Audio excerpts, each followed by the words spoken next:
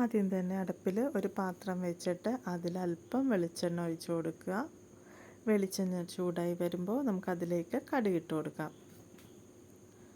കടുകെല്ലാം പൊട്ടി വരുന്നുണ്ട്. കടുക് പൊട്ടി തീരാറാകുമ്പോൾ നമുക്ക് ഉഴുന്ന് ചേർത്ത് കൊടുക്കാം. ഒരു 1.5 ടീസ്പൂൺ ഉഴുന്നോളം ചേർത്ത് കൊടുക്കാം. തീ കൂട്ടി വയ്ക്കരുത്, ലോ ഫ്ലെയിമിലിടണം ഉഴുന്നിട്ടതിന് ശേഷം, അല്ലെങ്കിൽ കരിഞ്ഞു പോകും. അതിനുശേഷം ചതച്ച് വെച്ച ഉള്ളിയും കറിവേപ്പിലയും ചേർത്ത് നമുക്ക് വഴറ്റിയെടുക്കാം.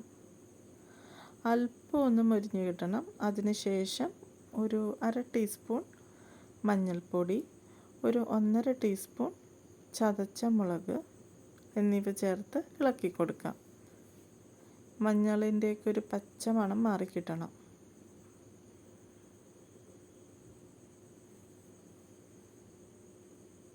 അതിനുശേഷം അരിഞ്ഞു വെച്ചേക്കുന്ന പച്ചക്ക ഇട്ട് കൊടുക്കുക. ഇതെല്ലാം കൂടി ഒന്ന് മിക്സ് ചെയ്ത് കൊടുക്കുക. അല്പം ഉപ്പ് കൂടി ചേർത്ത് കൊടുക്കുന്നുണ്ട്. ആവശ്യാനുസരണം ഉപ്പ് ചേർക്കാവുന്നതാണ്.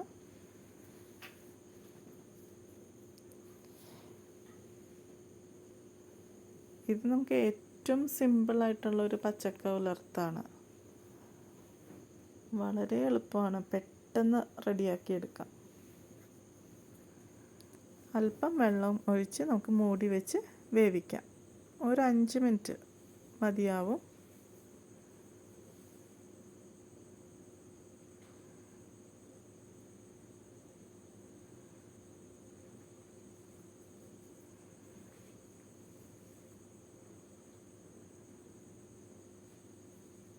അഞ്ച് മിനിറ്റ് കഴിഞ്ഞ് നമുക്കിത് തുറന്ന് നോക്കാം.